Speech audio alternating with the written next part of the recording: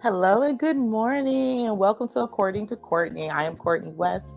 I am the owner of Three Gems Birth Services. I'm a full spectrum doula, prenatal educator, placenta encapsulist, mental health. Not mental health. That's her next door. I work in maternal health, and I'm here to have these moments with you guys that According to Courtney is where we can have conversations that most times in our communities we don't get to have, and then sometimes it's going to be on maternal health, mental health, and something all in between. And today I'm so excited to have Miss Dr. Z in the house with us. Hello, Miss Zanita.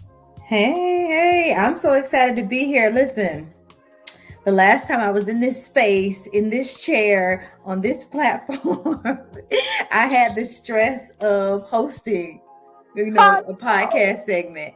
Now I just get to be present and answer questions and just go along with the conversation. So it's good to be on the other end, but even better to be on the other end with conversation with you, Courtney West. Thank you so much. And Yes. good morning. And so I'm so happy to have you in the space. And I'm glad you brought that up because I wouldn't be here if it weren't for you and me sitting on this platform with you and being able to talk about Black maternal health. So I thank you and give you your flowers as always. And so, Thank you. so Thank glad you. to have you here. And so to open up the space, I love to ask 3 questions so everyone gets to know who you are and how you are. So I like to ask, what's your name? Meaning, like, what's your name, who you come from? Where are you from? Where's your ancestor and your origin and how you got to be here? And then 3, what are your intentions in the space today? Okay. Well, let me say good morning, Sophia. I saw you say good morning. Good morning, Sophia. My name is Zanita Ellison. I am a licensed mental health counselor, and I own a group counseling practice named called New Vision Behavioral Health Incorporated. We provide mental health and addiction services. I am a native of St. Petersburg, Florida, born and raised. Yes. I have 2 children, 19, about to be 20, and 13. Yes, Ooh. yes. So, obviously I have some birthing stories, but what called me here? Is that what you So said? you the answer to already because it's like, what's your Okay. name? Okay. Where are you from? And what, like, again, brings you into the space? An opportunity to just unpack a topic that doesn't get discussed or supported as it should, in general, but specifically amongst our people, with us, with African American people, and it impacts us every day, every minute. But it's not something that we bring light to and we get to have a conversation about. And so, just opportunity to share and to inform and to learn. I love it. I'm so glad you're here. So today's topic is going to be maternal morbidity. I want to start out before we get started that this is going to be a very touchy subject. This subject is something that's going to really move you in your spaces, and it's going to be a difficult topic. Being an accordion Courtney is to be in a safe spaces to have these topics. So I want you to be okay with that. Embrace yourself for those types of conversations. Okay. And then when we're doing this conversation, we're moving this conversation out of love and out of education. Okay. And that's really important that people understand that that's what this conversation is layered in. Because when Yeah. you leave here today, you're going to have some questions. You're going to be looking at yourself a little different and your family a little Hmm. different. And I want you to just be, okay with that and know it's okay to not feel okay about that. Yeah. Yeah, that's good. You said it because I remember having this conversation or something closely related on a different platform where I was expected to be a panel expert in my field. Mhm. And I remember just finally acknowledging my own birthing story. I connected with my mom's because it created, the origin of Zanita, but I never really connected with my own traumatic birthing story of um, my first child. So, yeah, that's good advice. And I'm glad, and I know, whatever is comfortable with, I would love to talk into this. So I want to open up what the difference is between maternal mortality versus maternal morbidity. So maternal mortality is the fact that we have women that are Black Americans that are dying 4 to 5 times their white counterparts. And that is dying during childbirth or right after in postpartum time periods. These women are not or deceased from things that are 99% of times preventable. Now, this is different from maternal morbidity. Maternal morbidity refers to unexpected outcomes of pregnancy, labor, or delivery that has short-term or long-term consequences on a mother's health. For every woman who dies from pregnancy, it is estimated 20 to 30 more experience acute or chronic morbidity. The resulting consequences can affect the person's physical, mental, sexual health, and their social economic status in the United States. The morbidity outcomes are on the rise, and many times they're not even being documented. So this is from the World Health Organization. This was printed back out in 2019. So even then, to think about, that was 2019, think about where we are now from getting through the pandemic. Has that shaped our lives? How the social economics of everything's more expensive now? How are we showing up? So I'm sure these numbers are even higher than what they are here. And so what I want to do is, like, people are like, well, what does that really mean? That's a snapshot, but what is that really saying? So I want to break it down to a way that I feel like, Zania, your story, when I met you on a panel, you explained your birth story of yourself and your daughter, and this really clicked for me what maternal morbidity is. So when we have a child and we give birth, and in the birthing experience, the whole experience was nothing but stressful. I noticed I ended up with high blood pressure, and I ended up with anxiety and depression, that every time I was around the birthing experience or being in the hospital, and I have horrible anxiety now. My birth experience, no one heard me, and I almost died. And then I gave birth to my child. And now, because of it, I have high blood pressure, I have severe anxiety, I have postpartum depression. And now I've implanted that onto my child. And how I shape my child and how I love my child. And this goes back actually to enslavement and the antebellum period, where the history of gynecology was birthed, that enslaved women were forced to birth strapped down to tables, being harmed without medication, and that you had this trauma that was based into them. This is how they gave birth. And even the way they practiced gynecology back then, right? They truly practiced medicine on us, right? And it's still those same things that were set in place back then are what are used today. If you look in medical journals about how to deal with Black birthing people, is that we're allowed and we can take extreme amounts of pain, and it's okay not to listen to us. So this is the birth of gynecology was done off the trauma of our bodies. And so maternal morbidity has been passed down generation to generation. It's very hard not to meet a Black woman in America when you say, how do you feel about going to the hospital, that you automatically are fearful. That's the first knee-jerk reaction, is I'm scared. Why is that? The history of. So I wanted to hold space to have some really difficult conversations with that. And how, with having a mental health therapist, how do you see that, and have you seen this show up? When a woman is pregnant, definitely the circumstances around her pregnancy is a huge impact in that, during that pregnancy period, right? If it was an expected pregnancy, if it was an unexpected pregnancy or undesirable pregnancy, if the circumstance, if we already have so many kids and we're struggling and now have more, so the dynamics of inception and the social, economic, or whatever environmental factors that woman has sets the tone for her maternal health, right? Or her maternal experience. So if I'm already starting my maternal experience dealing with stress because this is not what I wanted, not what I expected, or I can't afford to have this child, or this person I'm pregnant from, I'm not even in relationship. Those dynamics set the tone. I know for me, to be transparent, I didn't expect to get pregnant. This was a new relationship I was in. And when I was told I was pregnant, I was shocked. And I'm a grown woman. I was in college actually. I had my whole life planned. I was moving to Texas. I was getting in grad school. I had everything planned. And then when I was told I was pregnant and I knew who that father was, I was devastated. So now that set the tone to have a devastating experience. And then everything that came thereafter, I was severely depressed when I was pregnant. I moved back home because of the suggestions of my family. Oh, you can't do it on your own. That's too much. You might as well move back home. I did it, and I regretted every day of that decision. And so here I am now pregnant, and my child is in vitro feeling these stress hormones. So I'm not only feeding her the food I eat, but also the stress I experience, the depression, the fear, the anxiety. My child is getting all that unbeknownst to me.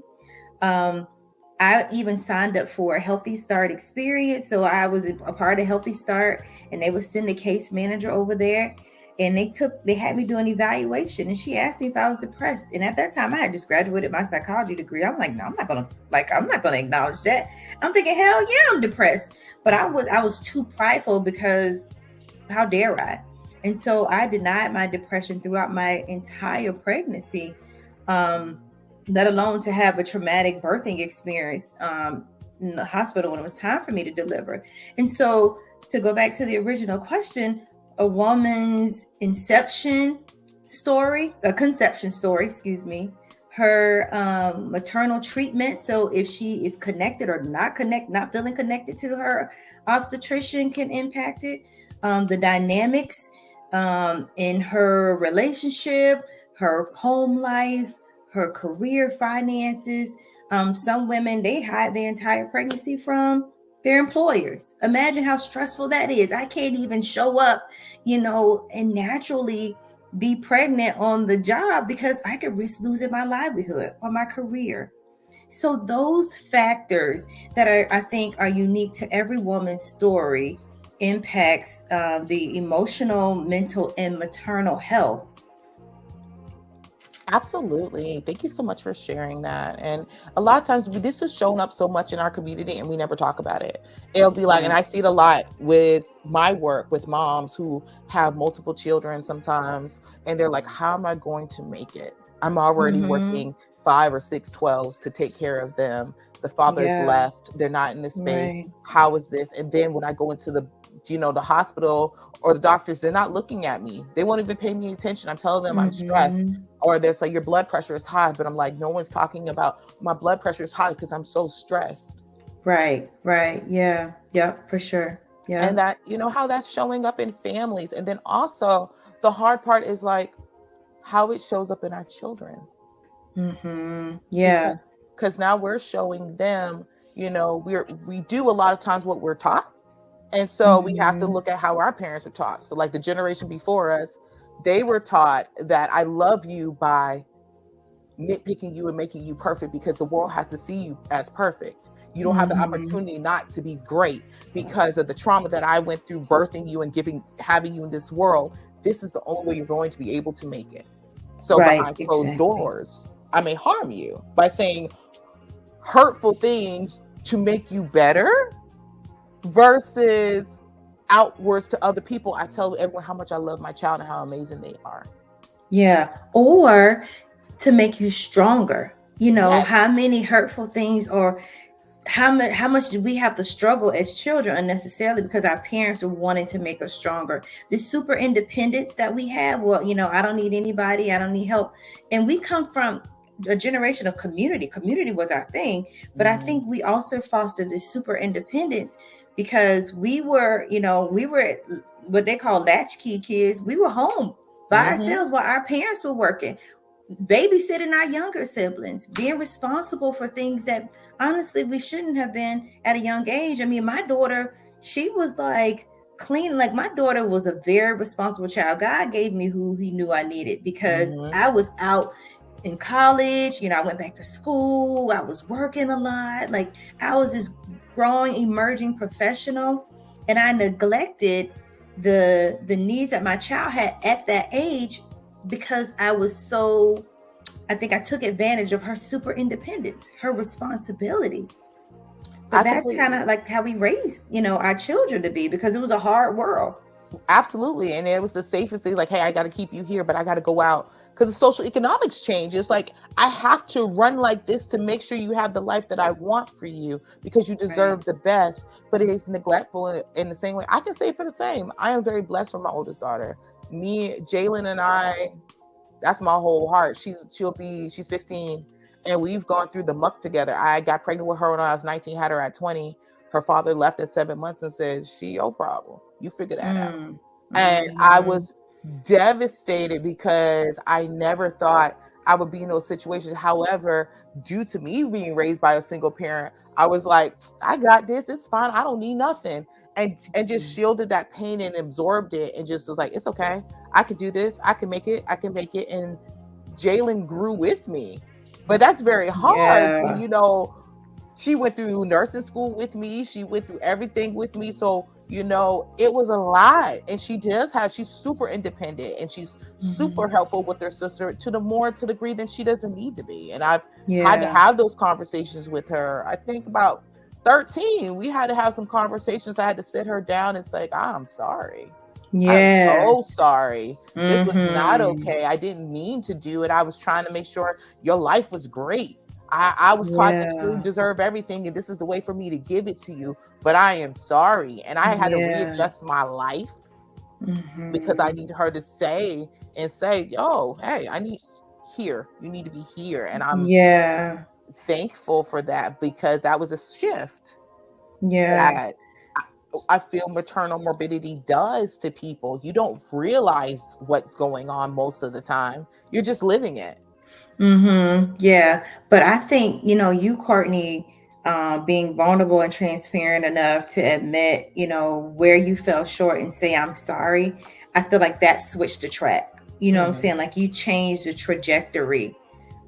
Because maybe you had a super independent mom who was a hard worker and strong, and that's what she equipped you to be. And you probably was headed down that same road with your daughter, but you being vulnerable enough and say, hey, listen, I didn't do it right or do it like I wanted to, and I'm sorry.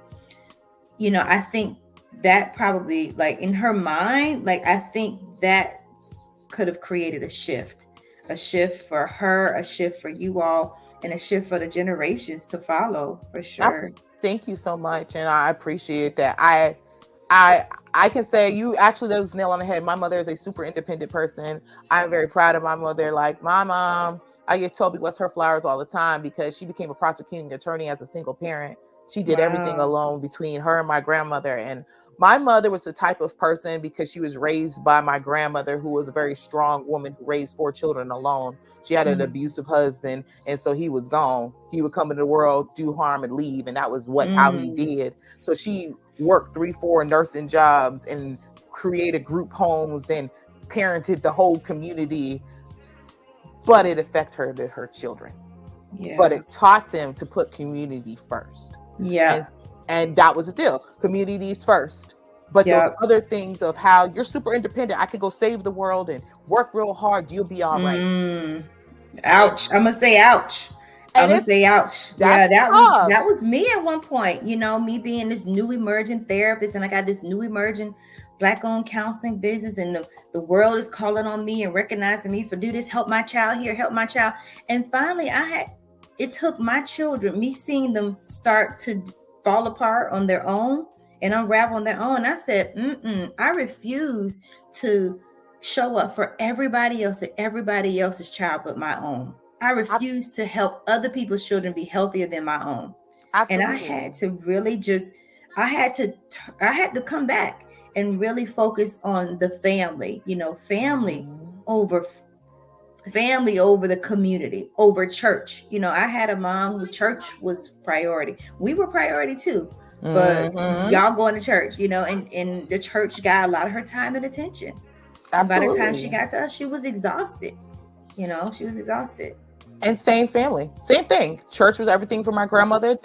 Her children were raised in church. She worked all the time. She was exhausted. She gave what she had to give, but to give her best, that was her best. And my Yeah. mom, she was a top cop. She was what, sheriffs. She was the poster child. And then she became attorney. She was the poster child. Everybody knew Toby West. And to live behind that was very like, oh.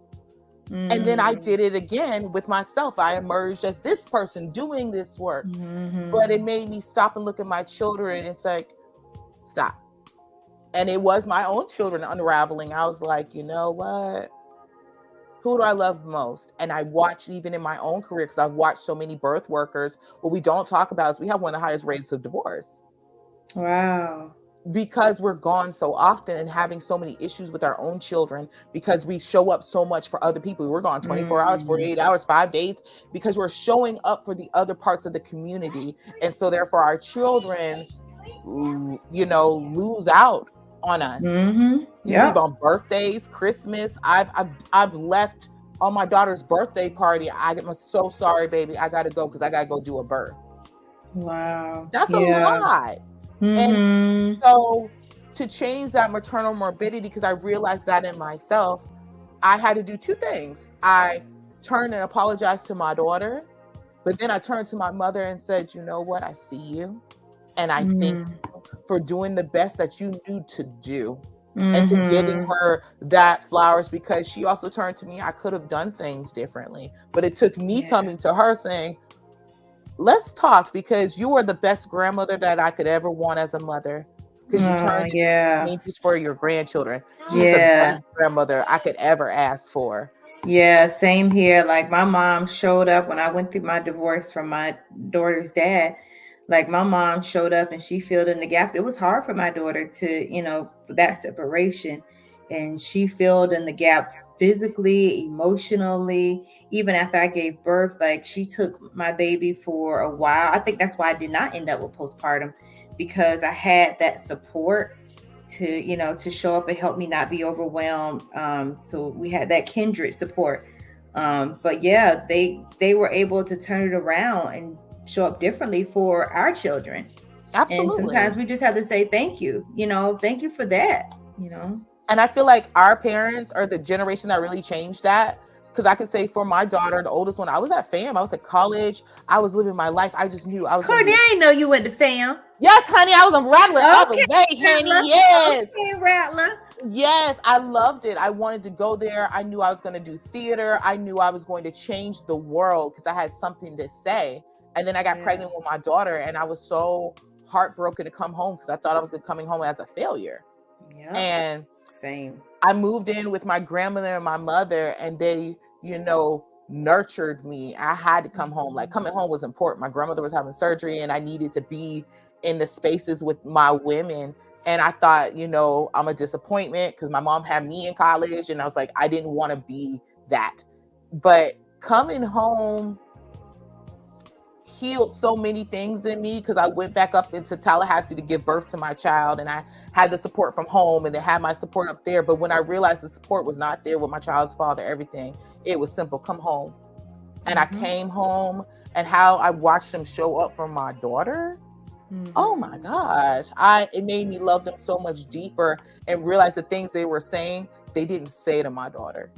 They didn't come at her. They didn't love her out of the things that the wounding I had, they never did to them. And now to have those conversations with them, like, hey, when you're coming into her, you kind of come at her like you did me. Let's talk about it, and being susceptible to it, because they're like, I love my grandbaby so much, I would never want to. I did say I had to have that same conversation with my mom, because my mom was as hard as she is stickler, like you said, that pull you apart and pick everything, and like that's how my mom was, you know, because she knew the world that she was putting me out there to, you know, but it did me a disservice in some areas, in some ways. But she didn't do that with my daughter. And when she did with my daughter or my son, I would say, Mom, like, can we not do that? Can we not say that? Or okay, I would become buffer, and I would explain, like, I don't really want you to say those things or whatever, because this is how it made me feel, and we don't want to do that.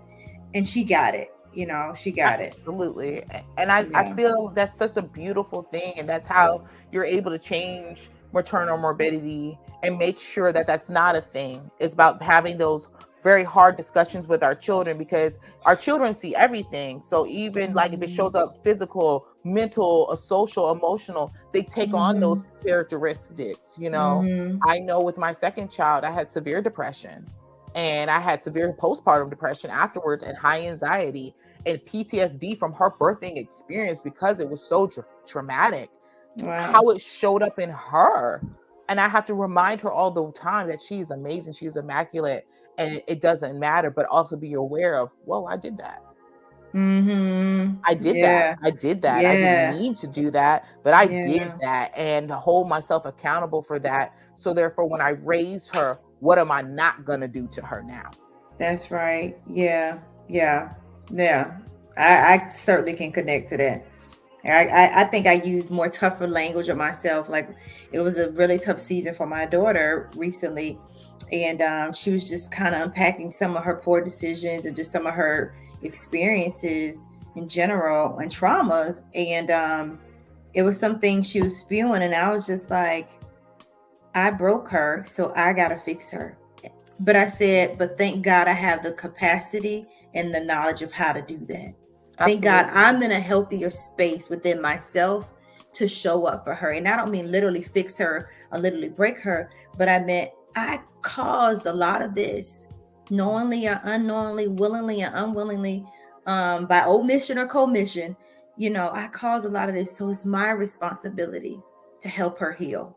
Absolutely. And I love how Sophia put it. Having those conversations is not easy for me with my mom, even at my age. There's a lot of fear, judgment based on culture, religion, and expectations to this day. Absolutely. These are not Yeah. easy conversations. These are conversations that are not happening. There will be a buffer in between. You always hear in the Black community, mothers and daughters have issues and they don't get along, and which is not really what it is.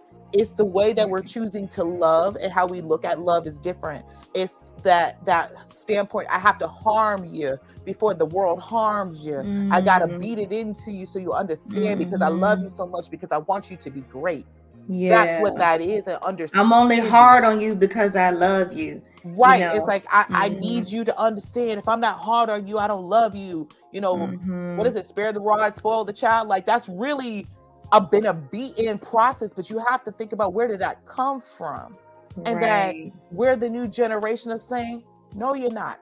We're not going to do this. We're not going to do Mhm. this. You're not doing this with my children. You're not doing this with me. But I love you, and I Right. see you. I Right. understand your hurt, and I am okay to be there. And in our culture, it's like, no, I can't. I gotta be a rock. I gotta be this. I can't show that type of vulnerability. Yep. So And true. I think it's kind of coming with age. I can say for myself, it came with age of being older and doing this work, doing birth work, being in space with Yeah. other people's families, and watching the dynamics of watching their children give birth and having their fears of saying, I don't want to be close to my child during their birth because of all the fears and traumas I had. I don't want to put them on my kid. And then in turn, the mother is feeling like, why would my mother not support me? Why is she so standoffish? I really need her. And then watching the dynamic and having to explain, she's loving you by staying away because she's afraid to put her trauma on you. It's not that she don't want to be there for you. She just knows what has happened to her, and she doesn't want to make that part of your Mhm. story. Mhm. And it made Yep. me have to look back and be like, hey, pause. Yes. Why did you choose to do XYZ with my own mother, and to have her have that? Like, I called her before I started this show, and I was like, hey, I got some questions. Like, if you would have had a different birth experience, would you have had more children? She said, if I had a different birth partner, I would have had a different experience. If I had different Wow. socioeconomics, I would have had different experience. She's like, I needed someone who's going to show up for me the way you needed to be shown up for. I needed to Yeah. be in a space that you deserved everything you could. And so when the realness caught in of, this is all I have and this is all on me, I knew for Yeah. me as a parent, this is what I could give you. And if someone else Yeah. can't get this, there ain't gonna be no more. And I was like, Right. Wow. That's big. That's self-awareness, introspection. Like, yeah, that's big. That's good for her for saying that. I mean, I wanted more kids, Courtney. I wanted 5 kids. I mhm, wanted 5 kids, but I married wrong, didn't have what it took to be in healthy relationship, choose healthy partners, or be a healthy partner. So therefore, 2 divorces later. So the life that I thought I was going to have did not give me the opportunity to have more kids. Even though my birthing experience was very traumatic, I was like, oh, I don't know if I really want to do this again. Like, it was hard for me, my second child, because I remember how traumatic the first experience was. But my heart, I wanted a big family. I didn't come from a big family. It was just my brother and I. I wanted a big family, but the circumstances didn't offer me that opportunity, you know? And if I would have had them back then, I wasn't half as healthy of a person back then that I am now. And so now I'm like, okay, now I got a lot of awareness. I have the tools. But now I'm 42, unmarried, you know what I'm saying? And I'm like, I don't want to do it single. And so, you know, just sometimes we have to realize that, yeah, we may have wanted our lives to be a certain type of way or have a certain type of family system, and we don't. And, you know, and kind of accept and grieve over that reality and that truth. I don't know where that came from. I think that was off topic, but no, but actually it's completely on topic, because that is maternal morbidity, because of those things, because of the choices, because of the things. And why do we pick? Because I can say I did all of those things. I did what my mother did. She married wrong. She picked the wrong person. She wasn't ready for it. They were in the right spaces, so there was need. I did it twice. I was in a relationship with my first one in college, and I was married with my second one and married wrong. I didn't make the right choices. I wasn't emotionally aware enough of a person to see why I picked the wrong people, or I picked people who needed certain things or were unhealthy themselves because of their old things that they didn't get to unpack as children. So you better preach. You know, it was two unhealthy people who never got to unpack and grieve. And I can say with myself, ooh, all right, we're going to do this today. So for myself, the trauma of giving birth to my second child, I had a seizure. The doctor didn't show up. My husband at the time and my mom were there for the birth of my child. And the trauma that came with her, with my high blood pressure, my sickness, I ended up being epileptic. It caused me to be like, I was so fearful I never want to have children again. And so I went in for a medical procedure that is these insurers that Medicaid was paying for at the time. I thought it was something that would be a temporary fix. So my doctor didn't explain to me that she was sterilizing me. And so I realized, because I was in such deep depression and such deep fear, I was like, I need a 5-year break before this ever happens again, because I don't want to make a mistake of having to bring somebody into where I'm at right now, because I had such severe postpartum. But then when the fog let off, because I didn't know what was wrong with me, my daughter was 6 months when I called my doctor, and I'm like, I've been walking around the park for the last 4 hours. I can't stop screaming and crying. What's going on with me? He's like, you have postpartum. You have severe postpartum. And then when the fog cleared, I was like, hey, what did I do to my body? Why am I so sick? What is happening? And because I come to find out, the East Shore, my body was allergic to it. So I had to have it removed, and I lost both ways. I can't reproduce. So I didn't know I was sterilizing myself. And then through the trauma of that birth and everything else, I had to have, a part of myself removed. So I'm sterile.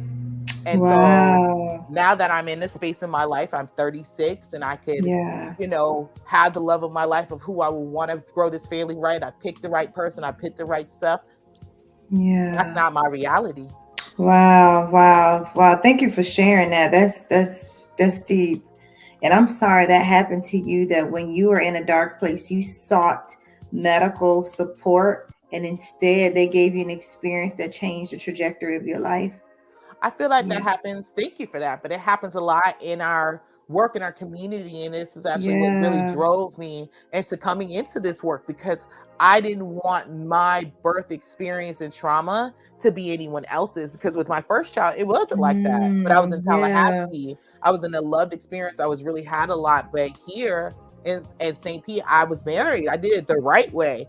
But there was no support. There was no anything. And so, I didn't know what to do. I didn't know what this was. I didn't know what it was. And I was fearful to talk to my family, because I'm like, well, my grandmother raised 4 children. She did it. She never had these problems. My mom raised me, and she didn't have these problems. Like, there must be something wrong with me. I must not be woman enough to be a parent to these children. And that was morbidity. It took me going through that to my grandmother showing up and saying, that's not true. No, I went through a lot. I suffered a lot. Please don't think that because if we put that on you, we are sorry. My mom did the same thing. She Mm-hmm. said, "Oh no, no, no, no, no, no, no! It was so hard. It was so traumatic. I'm so sorry. You make us think that that's what we put the trajectory on you. Just grin and bear it. That's not true." And they loved me through that, and Yeah, that's good. Wow, that's wow, how I wow. seen it show up.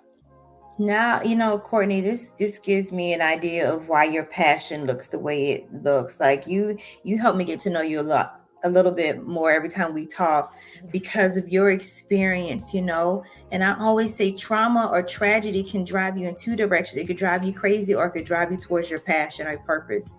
And you allowed your trauma to drive you towards your passion and purpose to help other women not be in the same situation. But even more importantly, for me as a professional, I work with pregnant mothers or women who have just recently had kids, and I was looking at the relationship, the professional relationship, and the on the business side. I'm like, how can we touch these women sooner? Because by the time they get to me, they're not interested in services anymore. They were like, "Oh, I asked for that months ago. I'm okay now." But who knows what decision that woman made during that time of her not being okay? Like, to your experience, to where, what did she sign up for? What decision did she make that could possibly have changed her life in not the best or healthiest way? And so getting to these women soon, early, getting the intervention so that way they don't make decisions that they'll regret. So that way they're not put in situations that could cause long-term harm or impact is so important. It's so important. Absolutely, Yeah, your advocacy is remarkable because that maternal morbidity isn't just in the form of high blood pressure or health concerns or health risks. It's mental, social, emotional, mental risks that are also involved post delivery or post, I the can't use the word, postpartum period. So postpartum. Yep. it does, and I appreciate that. You know, fun part, like my mom has all the answers. She's like, this is a conversation that should be had in 10th grade. This should be had before we're being sexually active about important how much our wounds are and about what family planning really means. If where do Yeah. you want your trajectory of your life? If you think you want to have kids, what does that look like? How do you want to show up with your social economics? How are you showing up with your mental health? How are you showing up with your physical health? And then we start teaching that then. So that's normal. So if you know how Yeah. to have a job, you know how to make money, you know how to grow up and you go through high school, this should be taught throughout that, hey, if you want to do these things in life, make sure that you're good first. What does that Mhm. good look like? Am I good mentally? So have a mental health therapist. How are you showing up with your physical health? How are you nurturing your body? How are we feeding Mhm. our souls? And how are we taking care of ourselves and teaching that into our daughters at such a young age that when it is time to date, you're in a whole different space to be in there. I can say for my daughter, and it's funny to me, she's like, I don't know if I may not date till college. I said, why? Well, I know where my standards are and I know where I want someone to meet me.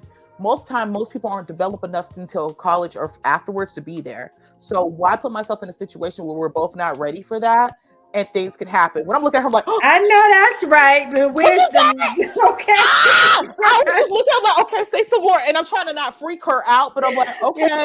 Thank you. So what She had a trauma I had. Thank you. She'll make better decisions. I she did. Oh, right. And she's so I did open with something it. right.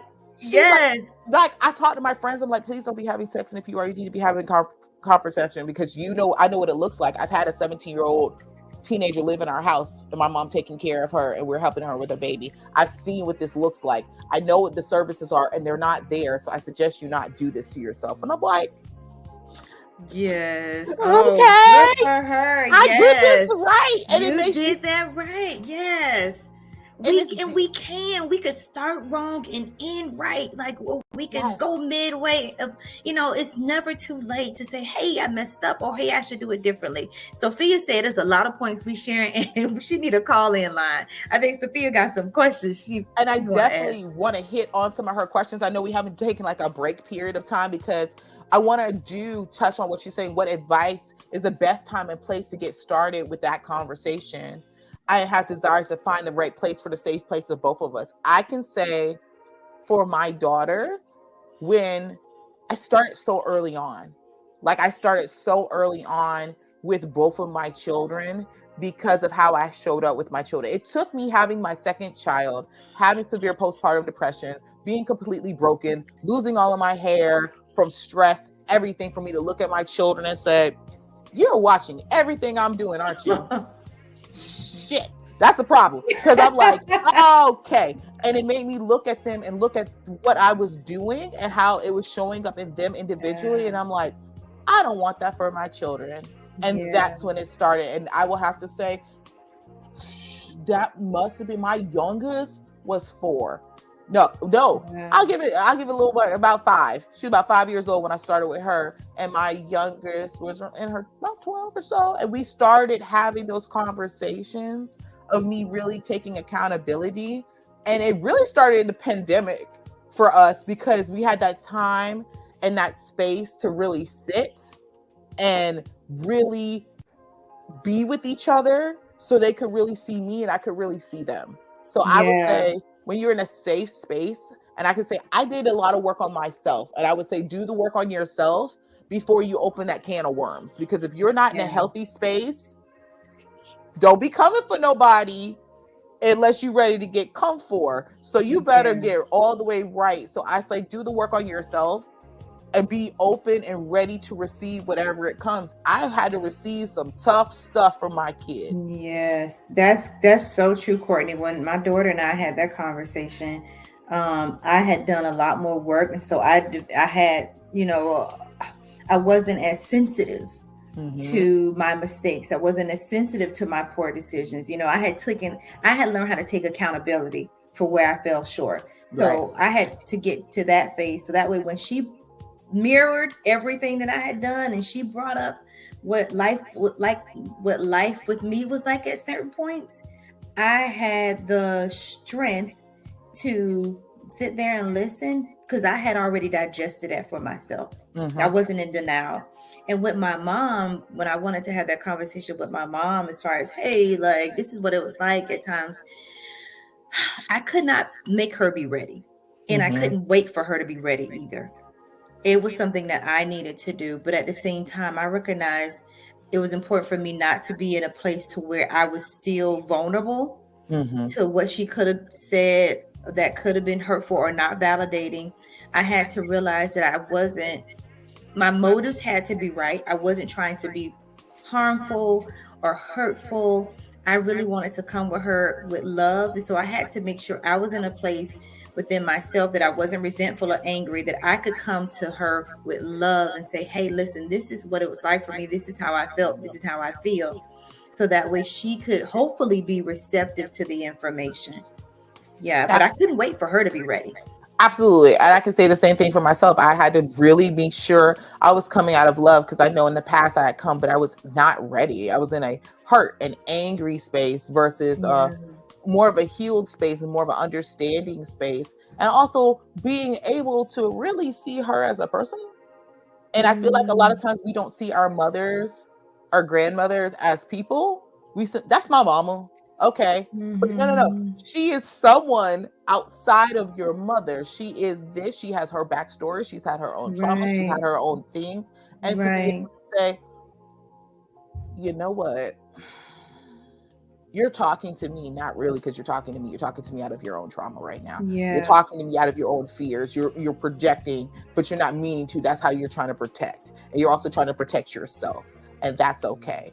And so I have to change the way I'm coming at you, because you match. I know, like, listen, I explain to people all the time, I am the wilder version of Toby West. Like, I'm the one who will come with you. I gotta meet Toby West. My mother is fascinating. She's like, when you meet her, she's like, oh. She's like, she gives you her. You've met my mom. She's like, gives you the attorney stare. She's very classy. You can't play with my mama. That's just the thing. You're not trying to play with her. Me that. Yeah, I can see that. Your life. Okay. And then, but at the same time, being raised with, it was tough, because I was like, ugh.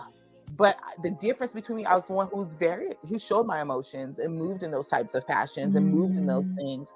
But I give her that space. She gave me that space to be me. And that was something that was very different. She allowed me, she's like, I'm going to take you to the mosque. I'm going to take you to the temple. I'm going to take you here. I want you to see everything.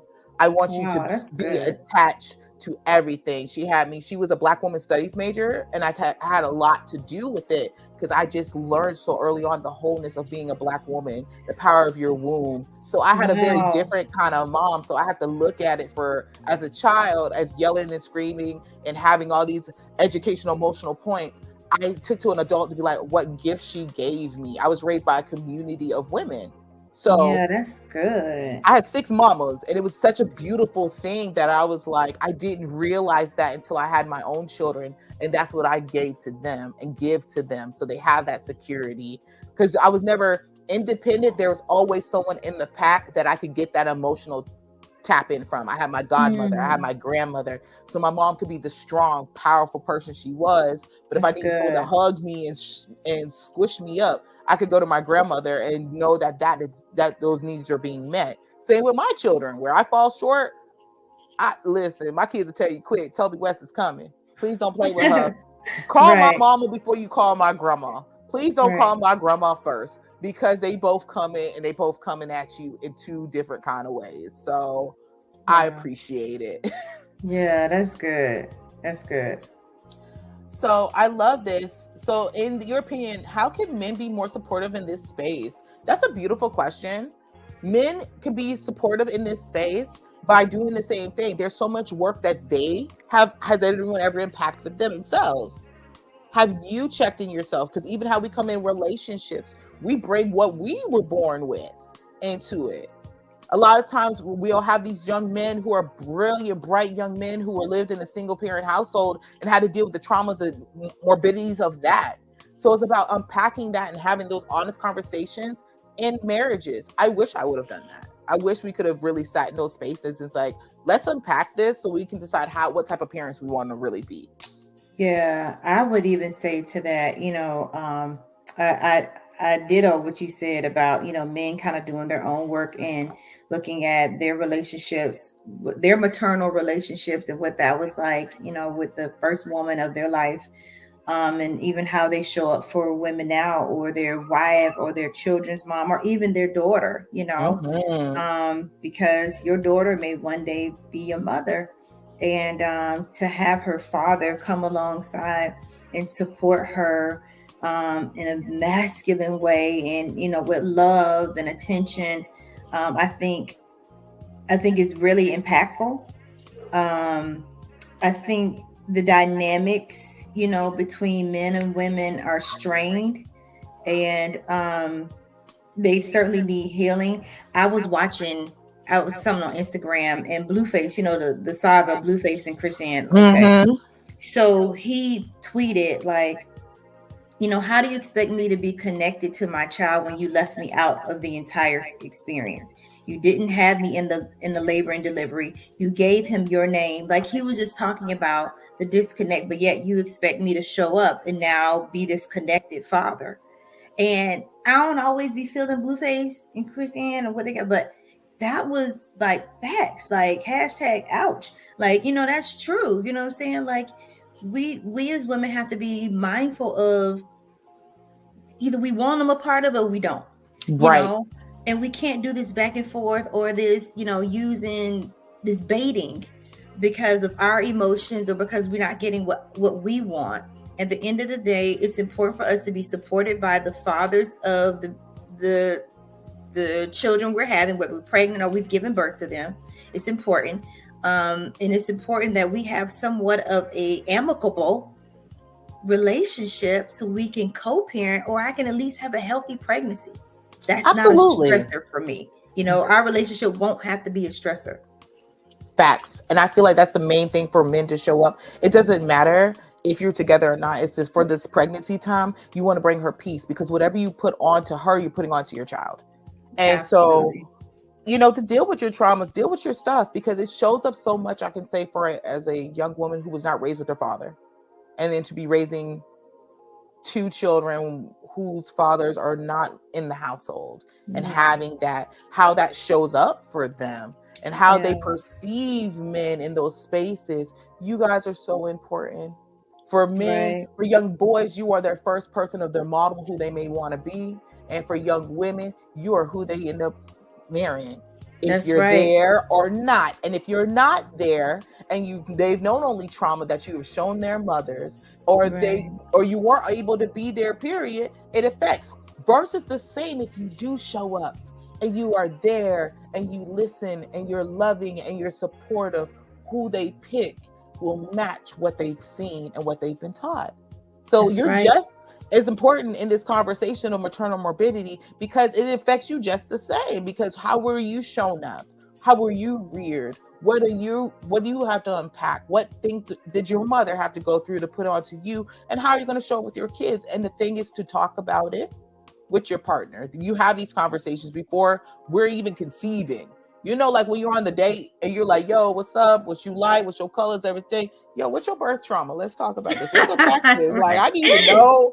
I what gotta you add did. that to the list. I need to add that Listen, to the list. What's your birth trauma? Listen, That's a good question. what's your In birth this trauma? single world, what's your birth trauma? Well, I'm not single right now, but still, I have to ask my Add that boyfriend to the question. list, because even if you're in relationships, usually you don't even have that conversation until pregnancy comes up. So it's like, how are we going to rear these children?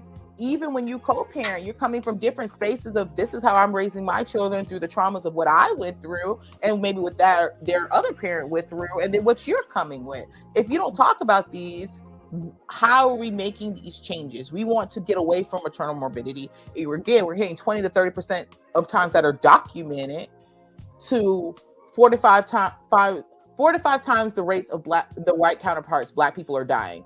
So now we have 20 to 30% parts that are documented, but it's probably even more than that. So how do you change this? Before conception, let's have these conversations. And if the baby is here, let's have these conversations. Let's do this work and think about how we are now. If someone could raise us differently, what would it be? And let's be the change and be the difference. That's good. That's good. I think Veep trying to give us a message. You probably is. I think I see the pair of check. Hey, go ahead. We sorry. You gotta apologize. This was actually a very important topic that needed to be discussed. So I didn't want to stop the flow, but I got a business to run still. Absolutely. We got to do the things. So listen, thank you everyone for tuning in. Great topic, ladies. Even me as a male, I'm enjoying this, so I appreciate the information.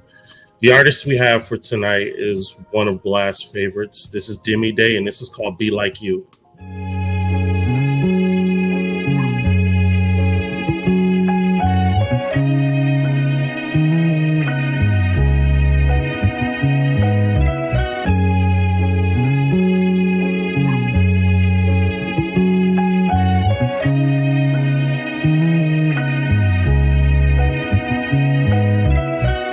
Everybody can't reach like, everybody can't dream like, everybody can't be like, everybody can't be like you. Everybody can't reach like, and everybody can't dream like, everybody can't be like, everybody can't be like you.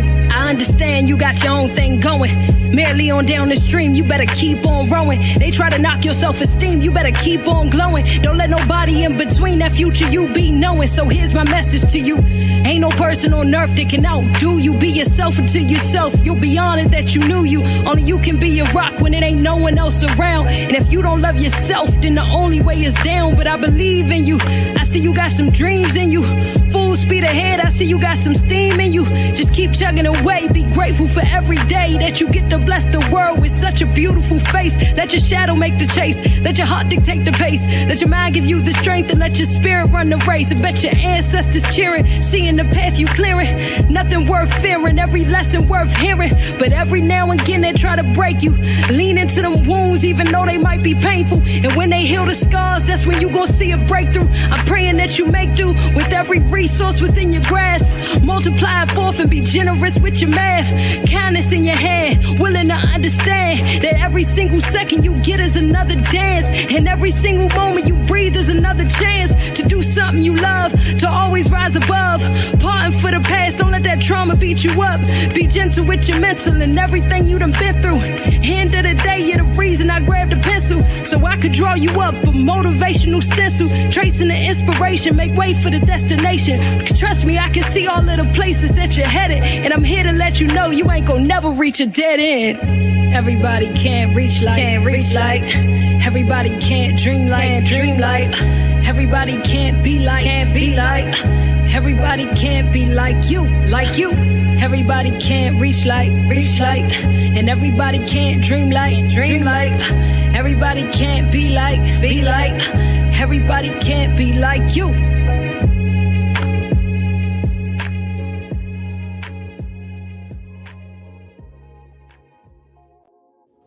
Yes, indeed. And that is Demi Day. And that is the song that's called Be Like You. And if you are an independent artist or a spoken word poet, or even an up and coming comedian looking for some exposure, you can go to blastmusic247.com and register for free. But here's the thing, Blast also needs the fans. So if you're a fan of music, definitely go to blastmusic247.com and register as a fan and have access to hundreds and hundreds of independent music at your grasp. So that's Blast, changing the industry one artist at a time. Now, before I head out, I want to let you know that this right here is sponsoring a part of our show as well as with Blast. Broken Treasure is a CD that is coming out called You Hold the Key. There are various artists from George Clinton from Parliament, Big Mountain, The Outsiders, even actress Danielle Busati and Corey Feldman and many others who are creating a CD which is going for the education, for prevention, and the rescuing of kids being trafficked. So there'll be more information on this coming up. As a matter of fact, the founder of this nonprofit organization will be on Implosion this Thursday. Her name is Miss Andy Berger, so definitely check me out and her out. And I'm out. Love y'all. Love you so much. Yeah. I was feeling that song, Be Like You. Yes. I Yeah. love that. And just what that awareness brings, giving space for your mental, letting you show up. And appreciating your authenticity, wounds and all, right? Like wounds and all, I'm still unique. I'm still important. I'm still valuable. Absolutely. Yeah. And I feel like that's such a great way to now we're hitting up that 11 card spot. How to end in that. It's like that authenticity of who I am. All flaws and all, that I am good, I am great, and that we can show up as great people, as great mothers, as great grandmothers and aunts, and as fathers and as sons. We can show up authentically and be beautiful. We don't have to let the morbidity of others or of ourselves choose how we will show up in this world. That's right. And despite, the way we got it wrong, despite the health implications that that we received as a result of our maternal story, it's still our story, and we still gave birth to life. We still went through the process, and some unfortunately didn't make it out, and some unfortunately didn't give birth to life. It still holds value in our lives, and we want to hold space for those people, who had traumatic birth stories, who had maternal mortality or morbidity, that you still have value. Your story matters. Your experience matters. You matter. You are not your experience. It is never too late to change the trajectory. You are not too jacked up, too broken, too messed up, too traumatized to turn it around. Healing is around the corner. You want to do it again. It's okay to want to do it again. If you've lost 1, 2, 3, 4, 5 children, it's okay as long as your body has the capacity to do it, to try it again. There are women like Courtney out there who are passionate about what they do, who believe in life and believe in helping women experience the best maternal experience. There are people like me who come alongside Courtney and you and say, hey, let me hear what happened. How can I support you? How can we turn this around? How can we heal? How can we move forward? And so I appreciate these conversations because it lets people know they're not alone and let people know that we see you, and these are things to be mindful of. Absolutely. Yep. And thank you so much for saying all those. It really sums up all the things to say. It's like, you are wonderful. You're immaculate. Yeah.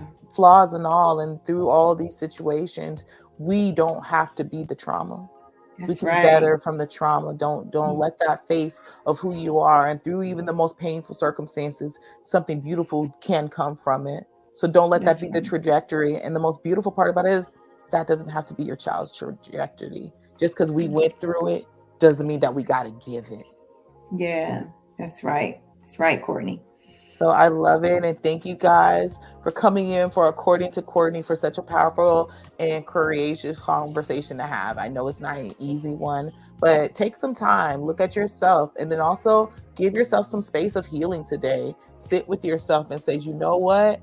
I might have gone through these trials and tribulations. These things might have happened to me, but at the same time, I am loved, I am infinite, and I am deserving of healing. That's right. Yep. And you are safe. You are safe. You are safe. So I'm looking forward to you guys coming and seeing me next week. Another show, different topic. But every time I hope you leave with your cup full. Thank you. I'm so glad you guys enjoyed the podcast. And again, thank you, Ms. Anita, for coming with us. And again, let everyone know how to find you. And so that my son is trying to play with me right now. That's how I know we done. But, how do they find you if they're looking for therapy or needs? How can they reach you? Sure. Again, the name of my practice is New Vision Behavioral Health. We're in St. Pete, Tampa, and soon to be Clearwater in Texas. You can find us at www.newvisionbehavioralhealth.com. Again, that's newvisionbehavioralhealth.com. You can call us at 727-687-0997. All right. Thank you so much. Thank you again, Sanita. And you're always welcome on According to Courtney. I always enjoy having you in the space. Oh, good. I love Courtney, bring me on. Yes, honey. Yes. There'll be more conversations that we need all on hands and all deck. So I thank you guys for holding space with us today. Again, I hope you're leaving with your cup being full and that you're just leaving with some great reflection. So you guys, I thank you and you guys have a great day. Yes. All right.